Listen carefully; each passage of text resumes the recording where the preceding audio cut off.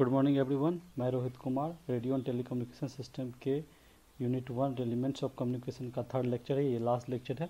Last lecture में हम लोगों ने डीएसपी एससी और एसएसबी एससी देखा। अब हम देखेंगे इसमें एंगल मॉड्यूलेशन के बारे में। तो एंगल मॉड्यूलेशन मेनली दो तरह का होता है। एक होता है फेज मॉड्यूलेशन और एक होता है फेज मॉड्यूलेशन, ये होता है फ्रीक्वेंसी मॉड्यूलेशन। तो इसमें क्या है, फ्रीक्वेंसी मॉड्यूलेशन उसको कहेंगे जिसमें फ्रीक्वेंसी ऑफ कैरियर वेरी करेगा मैसेज के एम्पलीट्यूड के अकॉर्डिंग। जब फ्रीक्वेंसी ऑफ कैरियर, जब amplitude of carrier varied according to accordance with amplitude of message signal, तब उसको हम कहते थे एम्पलीट्यूड मॉड्यूलेशन।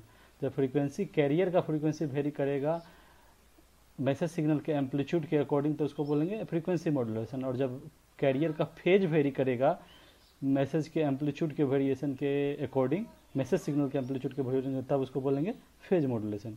उसमें इसका बैंडविड्थ होता है 2 beta plus 1 into F M और equal to 2 delta F plus F M. F M तो मैसेज सिग्नल फ्रीक्वेंसी है। बीटा और डेल्टा एफ के बारे में भी जानेंगे। बीटा को कहते हैं modulation index of F M signal और इसको रिप्रेजेंट करते हैं delta F by F M, या डेल्टा एफ को हम लिख सकते हैं K F A M by F M. सबका टर्मिनोलॉजी का मतलब हम लोग आगे चल के जानेंगे। और क्योंकि ये एक शॉर्ट सेशन है इसीलिए इसमें जल्दी से बता दे रहे हैं हम। आप लोग का ऑलरेडी ये लास्ट सेशन पढ़ाया जा चुका है, बस इसका हम एक ओवरव्यू दे रहे हैं ताकि आपको सब चीज़ याद आ जाए। तो delta F by F M, तो K F M by F M, इसका पावर रिक्वायरमेंट जो होता है AC square by 2R। Delta F को हम बोलते हैं यहाँ फ्रीक्वेंसी डेविएशन। नेक्स्ट स्लाइड चलते हैं। नेक्स्ट स्लाइड की ओर मूव करते हैं। तो अब इसमें देखते हैं कैरियर सिग्नल, इसका क्या होता है AC cos 2π FCT plus phi. अगर एंगल मॉड्यूलेशन FC के चेंज के कारण हो, FC वाला पोर्शन, अगर एंगल मॉड्यूलेशन FC के चेंज के कारण हो सिर्फ, तो उसको बोलेंगे फ्रीक्वेंसी मॉड्यूलेशन।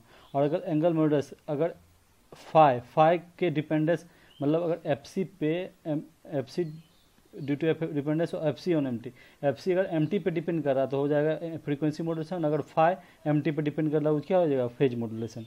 तो हम चलते हैं फ्रीक्वेंसी मॉड्यूलेशन का कैरियर बिफोर मॉड्यूलेशन, जब तक बिफोर मॉड्यूलेशन एफ सी हम माने, और carrier signal frequency carrier signal after modulation F I हो गया। तो जो रिलेशन होता है एफ आई इक्वल टू होता है F C plus K F into M T.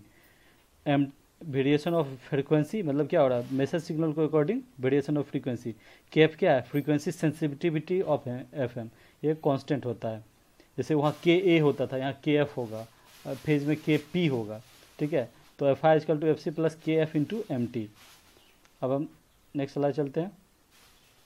तो हम अब इस पर देखेंगे कि एफ आई क्या है, एफ सी प्लस को। तो पहला हम कैसे लेंगे कि एम टी 0 वोल्ट है, तो क्या होगा, मतलब नो मॉड्यूलेशन हुआ, मॉड्यूलेशन नहीं किया, सिर्फ मैसेज सिग्नल नहीं दिया गया है। तो क्या F I equal to F C, जो इनिशियल स्टेज था जो ट्रांसमीटर में था, जैसे ही F I equal M T positive हो गया तो एफ आई क्या हो जाएगा, F C plus K F into something positive. K F भी एक पॉजिटिव टर्म है, दोनों मल्टीप्लाई होगा तो समथिंग पॉजिटिव ही आएगा। तो मतलब क्या एफ आई बढ़ जाएगा एफ सी से, मतलब F I greater than F C. तीसरा केस हम ले रहे हैं एम टी निगेटिव हो जाए। जब एम टी निगेटिव होता है के एफ एक पॉजिटिव टर्म है, इंटू में एम टी निगेटिव है, पॉजिटिव इंटू निगेटिव माइनस होगा, तो एफ सी माइनस समथिंग होता है, मतलब एफ आई छोटा हो जाएगा, एफ सी बड़ा हो जाएगा। तो हम ये देख सकते हैं कि एक बार क्या हो रहा है, जब एफ आई जैसे ही एफ आई बढ़ रहा है एफ सी से, और एक बार एफ आई छोटा हो रहा है वैसे, मतलब जैसे एम टी हम अप्लाई कर रहे हैं, जब एम टी पॉजिटिव अप्लाई कर रहे हैं एफ आई जो change in frequency F I greater than F C हो जा रहा है, और जो एफ निगेटिव है तो F I less than F C हो रहा है। तो एम टी जो अप्लाई कर रहे हैं वो क्या है, वोल्टेज है। मैसेज सिग्नल क्या है, वोल्टेज है। वोल्टेज हम अप्लाई कर रहे हैं, AC cos 2π FCT क्या है, वोल्टेज है, साइनसॉइडल वोल्टेज है। तो जब हम देख रहे हैं, जब भी वोल्टेज अप्लाई कर रहे हैं, पहले 0 था तो एफ सी फ्रीक्वेंसी था, वोल्टेज पॉजिटिव अप्लाई किए तो greater than F C frequency बढ़ गया, और जब हम देख रहे हैं वोल्टेज निगेटिव अप्लाई किए तो फ्रीक्वेंसी घट गया। मतलब हम क्या कर सकते हैं कि एक्चुअली एफ एम क्या कर रहा है, वोल्टेज को फ्रीक्वेंसी में कन्वर्ट कर रहा है। जब हम फिर से देखेंगे कि एम टी जब 0 था, मतलब हम वोल्टेज अप्लाई नहीं किए तो एफ आई एफ सी के बराबर था। जैसे ही एम टी पॉजिटिव अप्लाई किए, वोल्टेज पॉजिटिव, तो एफ आई क्या हो गया, बढ़ गया एफ सी से, और निगेटिव किए तो घट गया। तो मतलब हम क्या करें कि वोल्टेज अप्लाई कर रहे हैं, उसे डिफेक्ट फ्रीक्वेंसी का चेंज हो रहा है। तो मतलब क्या कर रहे हैं, वोल्टेज जो अप्लाई कर रहे हैं उसके वैल्यू के अकॉर्डिंग हमारा एफ सी थी एफसी चेंज हो रहा है, तो इसीलिए कह सकते हैं वोल्टेज टू फ्रीक्वेंसी कन्वर्जन है। अब एफ मैक्स क्या होता है, यही होगा F C plus K F M T.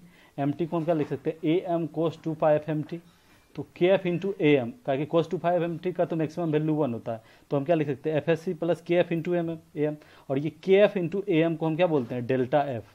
यहाँ हम लोग जो देखे थे, ठीक है, यहाँ अभी हम देखे थे के एफ इंटू ए एम को डेल्टा एफ कहते हैं। यहाँ पर के एफ इंटू ए एम को डेल्टा एफ कहते हैं, डेल्टा एफ कहते हैं। यहाँ पर हम लोग देखे हैं। तो अब हम लोग नेक्स्ट स्लाइड में चलते हैं फिर वहीं पर। तो इससे हमको क्या पता चल गया कि एफ मैक्स क्या है, F C plus delta F. उसी तरह हम एफ मिन क्या हो सकता है, minimum F C minus K F into M T. M T क्या होता है, A M cos two pi F M T. फिर से कोस टू पाई का मैक्सिमम वैल्यू 1 है, तो K F into A M क्या होता है, डेल्टा एफ। तो क्या हो जाएगा, F C minus delta F. तो अगर हम टोटल फ्रीक्वेंसी स्विंग देखें तो क्या होगा, F X minus F M. जब इन दोनों घटाएंगे तो हमको क्या मिलेगा, 2 इंटू डेल्टा एफ, चेंज इन फ्रीक्वेंसी। तो अब हम नेक्स्ट स्लाइड पे चलते हैं कि जनरेट कैसे कर रहे हैं एफएम को पीएम से। तो एफएम को पीएम से जनरेट कैसे करते हैं, एक तो डायरेक्ट है कि मैसेज है उसको एफएम मॉड्यूलेटर में दे दिए तो हमको क्या मिल गया, एफएम सिग्नल। या हम मैसेज सिग्नल लें, उसको डिफ्रेंशिएट कर दें और उसको हम दें पीएम मॉड्यूलेटर में, फेज मॉड्यूलेटर में, तब भी हमको एफएम सिग्नल। मतलब क्या है, मैसेज सिग्नल को इंटीग्रेट करके, एक तो मैसेज सिग्नल को डायरेक्ट हम फ्रीक्वेंसी मॉड्यूलेटर में दे दिए तो हमको मिल गया एफएम सिग्नल। और दूसरा क्या तरीका है कि मैसेज सिग्नल को हम इंटीग्रेट करके उसको फेज मॉड्यूलेटर में दे दिए, तब भी हमको क्या मिलेगा, एफएम आउटपुट। उसी तरह हम उलट दें तो क्या है, या तो मैसेज सिग्नल को डायरेक्ट हम फेज मॉड्यूलेटर में दे दिए तो हमको क्या मिलेगा, फेज मॉड्यूलेटेड सिग्नल। या दूसरा तरीका क्या है, मैसेज सिग्नल को डिफ्रेंशिएट करके, यहाँ कर रहे क्या कर रहे थे, इंटीग्रेट कर रहे थे, यहाँ क्या है, डिफ्रेंशिएट करेंगे। मैसेज सिग्नल को डिफ्रेंशिएट करके हम एफएम मॉड्यूलेटर में दे दें तब भी हमको क्या मिलेगा, पीएम सिग्नल। मीन्स पीएम से एफएम कैसे जनरेट करेंगे, पीएम से एफएम तक जनरेट करेंगे, हम मैसेज सिग्नल को इंटीग्रेट करके देंगे। और एफएम से पीएम कैसे जनरेट करेंगे, एफएम से पीएम जनरेट करके हम करेंगे क्या, हम एफएम मॉड्यूलेटर में डिफ्रेंशिएट करके मैसेज सिग्नल देंगे तो क्या करेगा वो जनरेट, पीएम सिग्नल। ठीक है, ये दोनों रिलेशन है। अब नेक्स्ट हम चलते हैं जनरेट कैसे हो रहा है। दो मेथड है, पहला एक डायरेक्ट मेथड। डायरेक्ट मेथड हम अभी बताया कि वोल्टेज को फ्रीक्वेंसी में कन्वर्ट कर रहा है। तो इसका मतलब क्या है, मॉड्यूलेटिंग सिग्नल ने एक वोल्टेज कंट्रोल ऑसिलेटर को दे दिए, वो क्या हमको कर देगा, WBFM wide band frequency modulator wave. दो तरह का है, एक होता है WBFM, एक होता है NBFM, नैरो बैंड FM। जो नैरो बैंड होता है ऑलमोस्ट सिमिलर टू होता है AM, और हम यहाँ पर क्या देख रहे हैं, WBFM हो रहा है। तो एक तो ये तरीका डायरेक्ट मेथड कि हम उसको जो हम वर्ड बोलते हैं वोल्टेज टू फ्रीक्वेंसी कन्वर्ट, तो हम वोल्टेज कंट्रोल ऑसिलेटर ही देते हैं। ऑसिलेटर क्या करता है, फ्रीक्वेंसी कन्वर्ट करता है, तो वो डायरेक्ट हमको क्या करेगा, आउटपुट। दूसरा है क्या, इनडायरेक्ट मेथड। इनडायरेक्ट मेथड में क्या करता है, पहले मॉड्यूलेटेड सिग्नल को एक तरह कैरियर देंगे और एक तरह एमटी देंगे और NBFM मॉड्यूलेटर में देंगे। तो पहले NBFM करेंगे, उसके बाद एक फ्रीक्वेंसी मॉड्यूलेटर मल्टीप्लाइड यूज़ करके हम उससे क्या करेंगे, WBFM यूज कर लेंगे।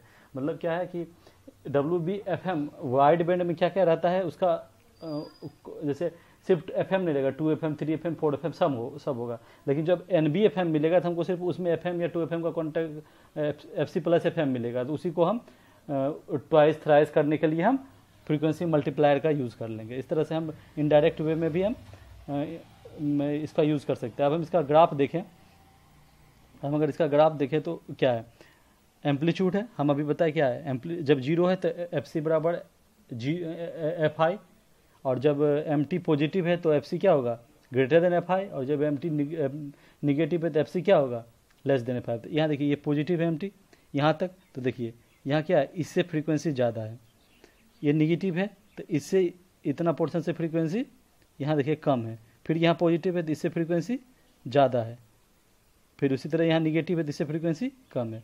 तो जैसे जैसे पॉजिटिव के लिए फ्रीक्वेंसी FI जो होगा FC से बड़ा होगा, निगेटिव के लिए FI जो होगा FC से कम होगा, पॉजिटिव के लिए FI जो होगा FC से ज़्यादा होगा, और फिर उसी तरह निगेटिव के लिए FI जो होगा FEC से कम होगा।